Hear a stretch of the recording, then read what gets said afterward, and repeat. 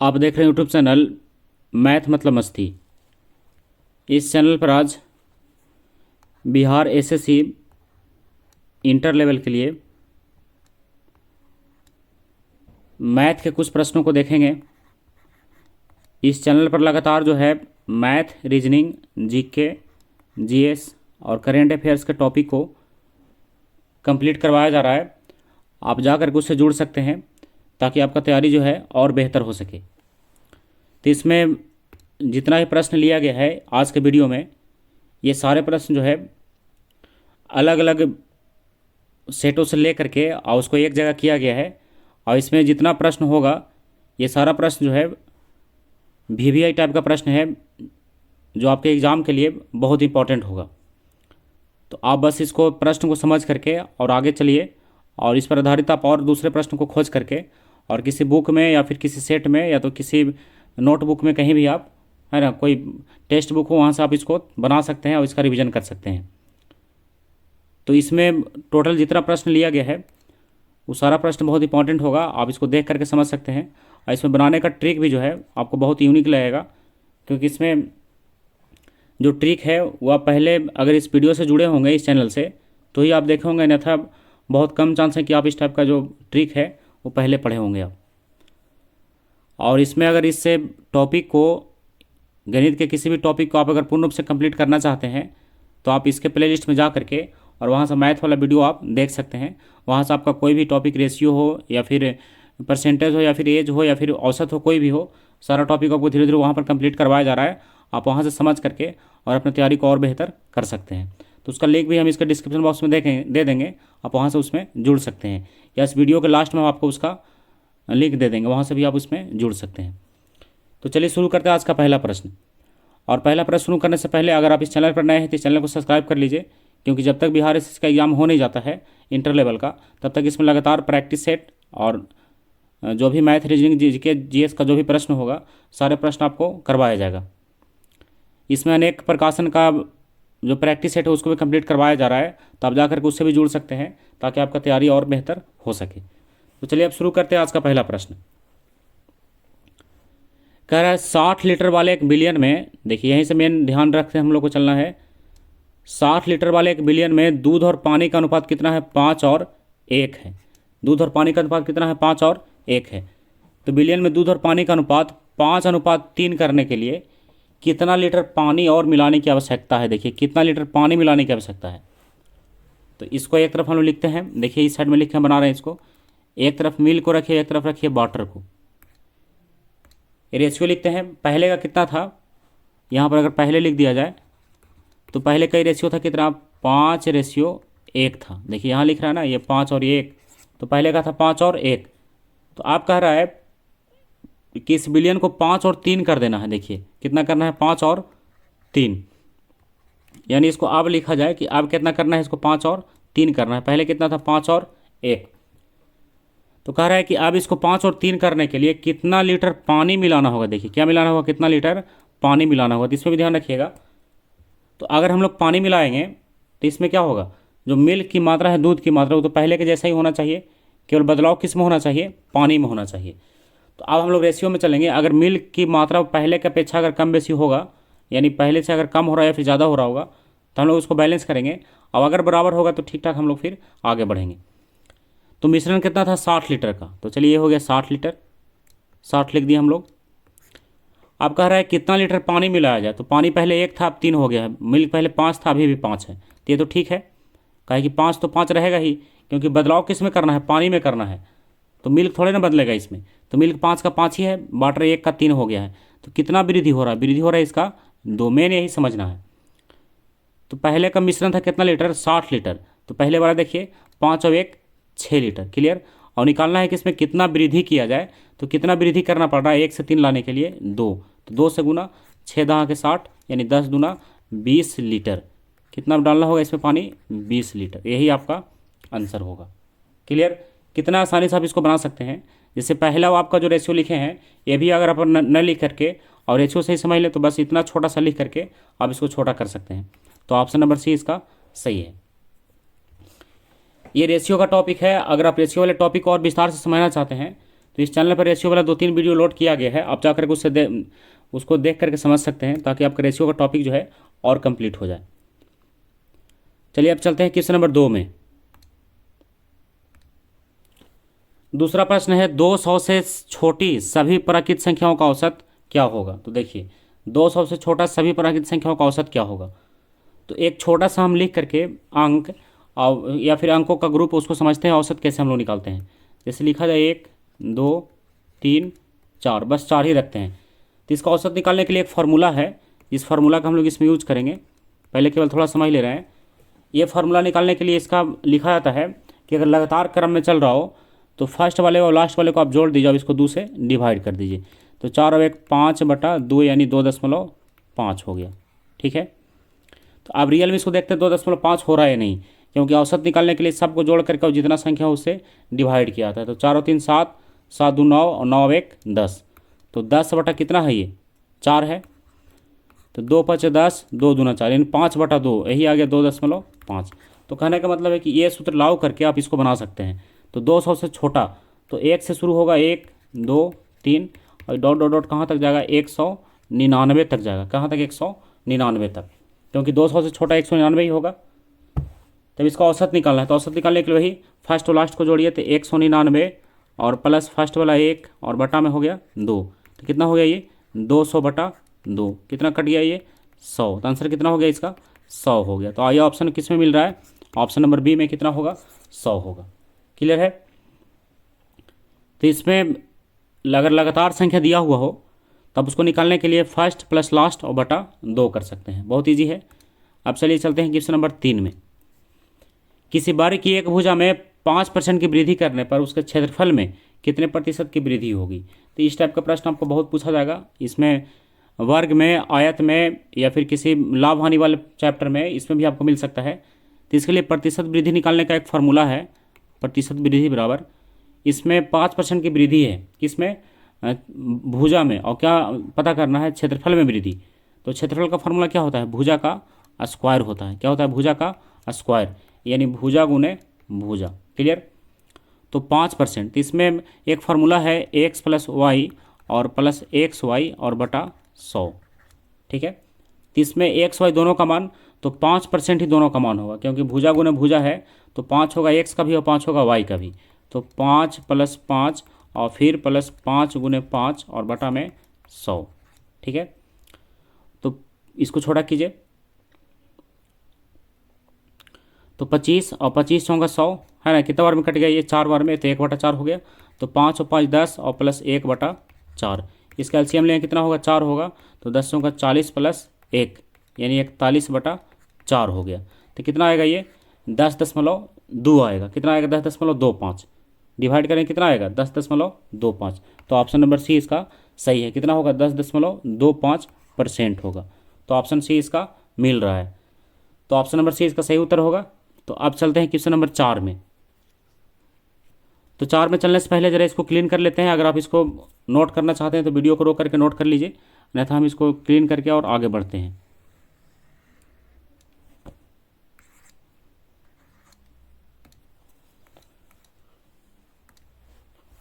तो देखिए कह रहा है 3 5 8 x 9 का औसत 8 है। तो कितना है, 3 है प्लस 5 है और प्लस 8 है और प्लस x है और प्लस 9 है, इसका औसत कितना है 8 है। तो औसत निकालने के लिए सबको जोड़ करके उतना से डिवाइड करेंगे। तो 1 2 3 4 5 है, तो 5 से डिवाइड कीजिए, तब यहाँ पर से x का वैल्यू निकाल सकता है। तो चलिए x का वैल्यू निकाल लेते हैं। 9 8 17, 17 5 22 और 22 और 3 25। तो 25 + x और क्रॉस गुना करेंगे तो 8 5 कितना हो जाएगा 40।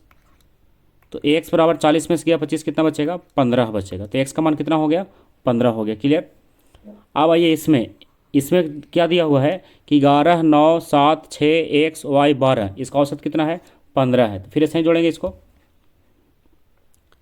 तो फिर से आप लिखिए 11 + 9 + 7 + 6 + x + y + 12। अब इसका औसत कितना है 15 है। तो इन लोग है कितना, उतना से डिवाइड कीजिए आप इसको। तो इसकी संख्या कितना है, तो इसकी संख्या है 1 2 3 4 5 6 7 है। तो 7 से आप इसको भाग दीजिए। तो अब यहाँ पर आपको पता होगा कि एक्स का भी वैल्यू आ गया है, तो एक्स का वैल्यू भी यहाँ पर रख दीजिए, है ना। एक्स का वैल्यू यहाँ पर एक्स ना लिख करके हम लोग इसका वैल्यू ही रख देते हैं।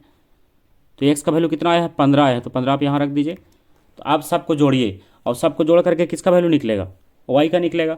तो कह रहा है कि वाई का मान एक्स का कितना गुना है। तो पहले वाई का मान निकालेंगे, उसके बाद देखेंगे कि एक्स का कितना गुना हो रहा है। तो 11 9 20, 20 और 7 27, और 27 और 6 कितना हो गया, 33 हो गया।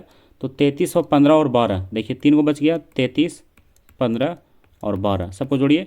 5 3 8 और 2 10, 3 4 5 और 1 6 हो गया। कितना हो गया, 3 2 5 और 1 6, तो 60 हो गया।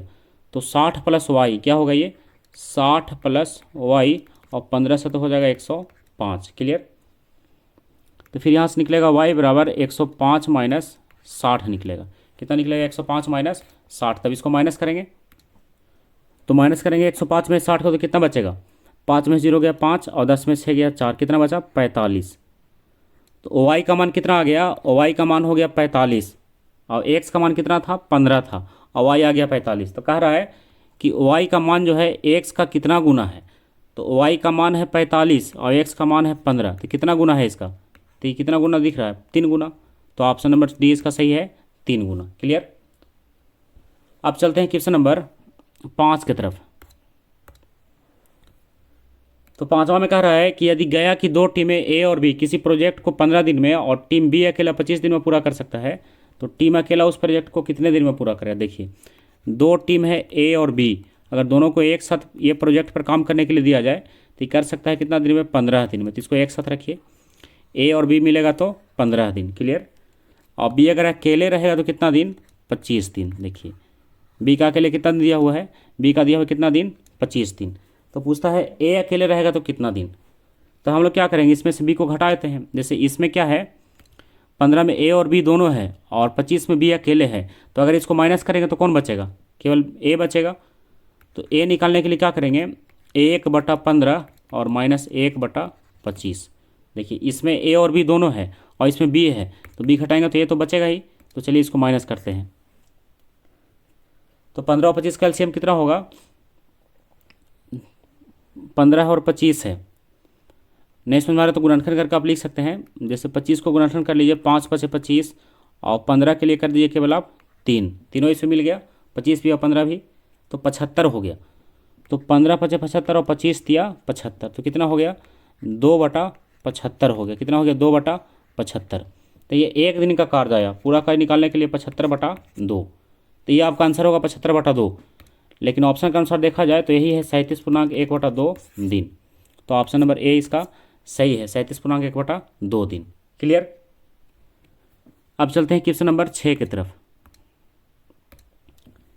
कह रहा है 5 वर्ष पूर्व 3 सदस्यों वाले परिवार का औसत आयु 20 वर्ष था। तो पहले निकालिए 5 वर्ष पूर्व का, 5 वर्ष पूर्व कुल आयु। कह रहा है 5 वर्ष पूर्व 3 सदस्यों वाली परिवार का औसत आयु कितना था, 20 था। तो 5 वर्ष पूर्व 3 सदस्य था, तो 20 या 60 होगा योग उसका। 5 वर्ष पूर्व था, लेकिन वर्तमान में कितना होगा, वर्तमान में योग, तो 60 में कितना जोड़िएगा इसको। तो 5 वर्ष पूर्व था और 3 व्यक्ति था, तो तीनों का मिला करके 15 जुटेगा, 5 5 5 तीनों का, तो कितना हो जाएगा, ये 75 हो जाएगा वर्तमान में इसके आयु का योग। क्लियर। अब आगे बढ़िए। एक बच्चे के जन्म लेने के बाद परिवार की औसत आयु जो है आज भी उतनी ही है। तो एक बच्चा इसमें जन्म लिया और उसके बाद भी जो औसत आयु कितना है, 75 ही है। तो बच्चे की 3 वर्ष पूर्व आयु क्या थी, तो चलिए इसको मिलाते हैं फिर से।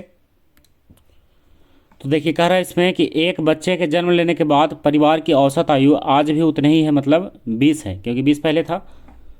तो पहले से परिवारों की संख्या कितना था, 3 था, लेकिन अब परिवार हो गया है 4। तो 4 परिवार है इसका, तो 4 परिवार का औसत आयु 20 है, लेकिन 4 परिवार का हम लोग निकालते हैं कुल आयु, जिसमें बच्चा भी शामिल है। तो औसत आयु 20 है, तो 20 से गुने कितना हो जाएगा, 4 हो जाएगा, मतलब आएगा कितना, 80 आएगा। कितना है, 80 है। और ये कितना था, 3 गो का 75 था, और ये 4 गो का हो गया कितना, 80 हो गया। तो इसमें एक जो बच्चा है वो शामिल हो गया। तो बच्चे का आयु इसमें कितना दिख रहा है, तो बच्चे का आयु कितना हो गया, 5 हो गया, क्योंकि 75 में 80 में से 75 गया, 5 वर्ष का क्या है, अभी बच्चा है। तो कह रहा है कि बच्चे की आयु बताना है, लेकिन कब का बताना है, कि बच्चे की 3 वर्ष पूर्व आयु कितनी थी। तो अभी बच्चा है 5 साल का, तो 3 वर्ष कितने वर्ष का होगा, 3 वर्ष पहले, तो 3 वर्ष पहले होगा 2 वर्ष का, यही ना है। तो 2 वर्ष इसका जो है आंसर सही है। चलिए एक बार फिर से मिलाते हैं। 5 वर्ष पूर्व 3 सदस्यों वाली परिवार की औसत आयु 20 वर्ष थी। तो 5 वर्ष पूर्व कुल आयु निकाले हैं, तो 3 सदस्य था तो क्या होगा, 20 गुने 3 होगा, तो कितना आ गया, ये 60 आ गया। क्लियर। 5 वर्ष पहले था 60 वर्ष का, लेकिन वर्तमान में कितना होगा, तो व्यक्तियों की संख्या 3 था, तो वर्तमान में जोड़िए तो केवल 5 जोड़ने से नहीं होगा, तो 5 5 तीनों का जुटेगा, तो 5 3 के 15 जुटेगा। तो वर्तमान में तीनों सदस्यों का औसत आयु का योग कितना हो गया, 75 हो गया। वर्तमान में तीनों सदस्यों का आयु का योग 75। अब कह रहा है कि एक बच्चे के जन्म लेने के बाद, तो पहले सदस्य था 3, तो अब हो गया 4, तो अभी भी औसत आयु कितना है, उतना ही है जितना पहले था। तो पहले कितना था, 20 था, तो अभी 20 ही है। तो 4 परिवार का कुल कितना हो गया, 20 गुने 4 हो गया, कितना हो गया, 20 गुने 4 कुल आयु, काहे कि औसत 20 है, अब सदस्य 4 हो गया, तो 80 हो गया। तो पहले था बच्चा शामिल होने के बाद आयु का योग हो गया 80, और बच्चा शामिल नहीं था तो 75 था। इसका मतलब जो 5 वर्ष ये बढ़ रहा है, किसके चलते बढ़ रहा है, बच्चा के चलते बढ़ रहा है। तो बच्चे का आयु कितना हो गया, 5 वर्ष हो गया। ठीक है। लेकिन कहता है कि बच्चे के 3 वर्ष पूर्व आयु बताना है। तो अभी बच्चा है 5 साल का, तो 3 वर्ष पूर्व कितने साल का होगा, 2 साल का। तो ऑप्शन नंबर 2 इसका सही है, 2 साल। क्लियर। अब चलते हैं क्वेश्चन नंबर 7 की तरफ। किसी मजदूर का एक दिन का मजदूरी का 40% को 36 रुपये में जोड़ने पर उसी का एक दिन का ही मजदूरी प्राप्त होता है। तो उस मजदूर का एक दिन का मजदूरी क्या होगा। तो आप एक दिन का मजदूरी मान लीजिए कितना, एक दिन का मजदूरी मान लीजिए, इसको एक्स मान लीजिए। ठीक है। अब कह रहा है कि किसी मजदूर का एक दिन के मजदूरी का 40%, तो एक्स का 40%, चलिए को 36 रुपये में जोड़ दीजिए, तो 36 में जोड़ दिए, तो उसी का एक दिन का मजदूरी प्राप्त होता है, यानी यही एक्स फिर से प्राप्त हो जाता है। क्लियर। तो आप यहाँ पर सब इसको एक्स का वैल्यू निकाल लीजिए, वही आंसर होगा। तो एक्स गुने 40/100 और प्लस 36 बराबर एक्स। तो देखिए 0 से 0 गया, 2 दूना 4 और 2 पचे 10 हो गया। तो ये हो गया 2x/5, उधर से आएगा -x और इधर चला जाएगा -36। यहीं पर से x का वैल्यू निकल रहा होगा, तो 5, तो ये हो गया 2x और ये हो गया माइनस में 5x और बराबर हो गया -36। तो कितना हो गया, 5 में से 2 गया -3x और बटा 5 और बराबर हो गया -36। छोटा कीजिए, माइनस से माइनस और 3 से 12 बार में क्रॉस गुना करें तो 12 पचे 60 रुपया। तो ऑप्शन नंबर सी इसका सही है। कितना रुपया, 60 रुपया। क्लियर। आसान प्रश्न था। अगर आप इसको नोट करना चाहते तो नोट कर लीजिए। आप इस वीडियो को रोक करके और इसको नोट कर लीजिए। हम क्या करते हैं, इसको डिलीट करके और आगे बढ़ते हैं। तो चलिए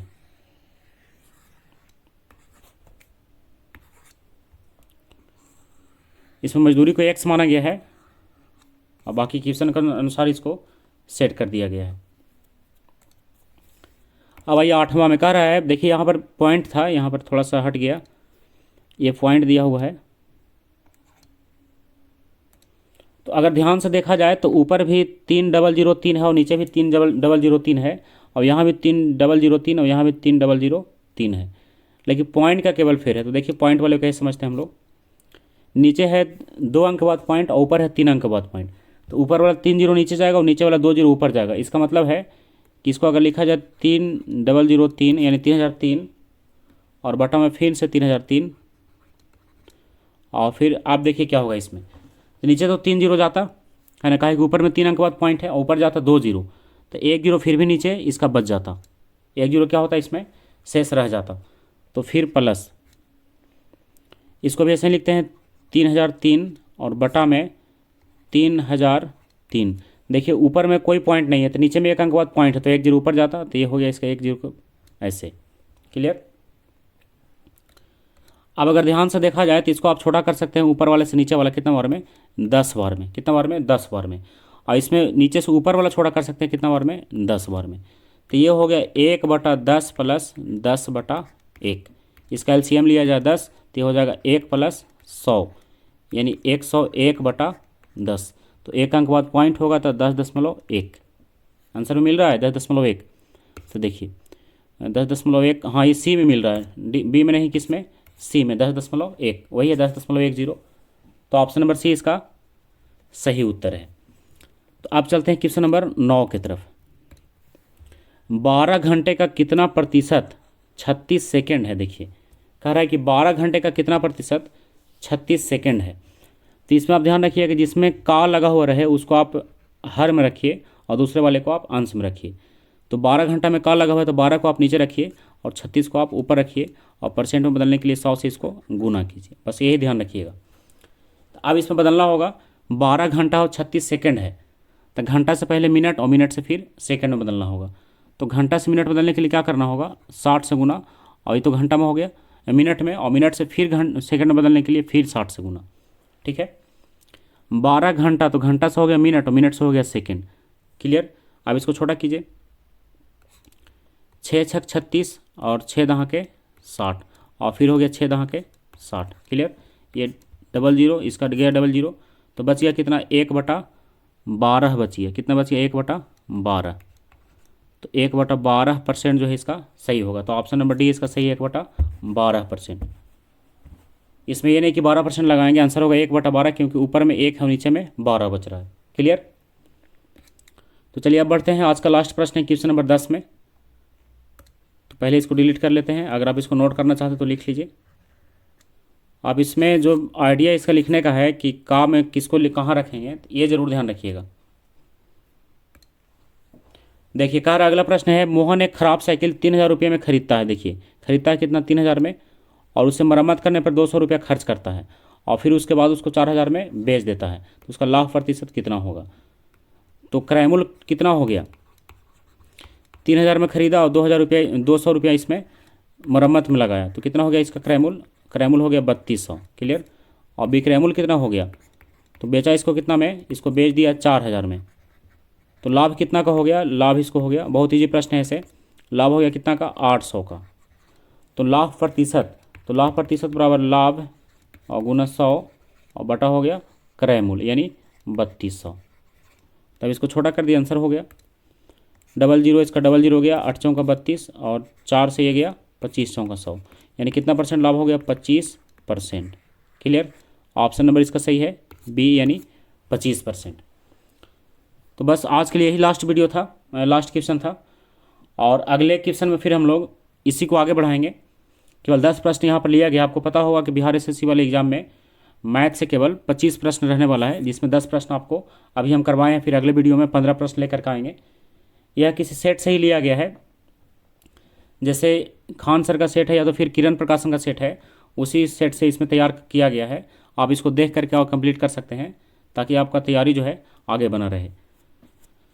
तो चलिए आज का वीडियो यहाँ समाप्त करते हैं। अगर आप इसमें मैथ और रीजनिंग को पूर्ण रूप से कंप्लीट करना चाहते हैं तो जो वीडियो का लिंक आपको दिख रहा है बगल में, वहाँ पर आप क्लिक करके और उसमें जा करके और वीडियो को आप पूर्ण रूप से कंप्लीट कर सकते हैं। तो चलिए आज का वीडियो समाप्त करते हैं। अगला वीडियो होगा इसी का अगला प्रश्न। तब तक के लिए बाय।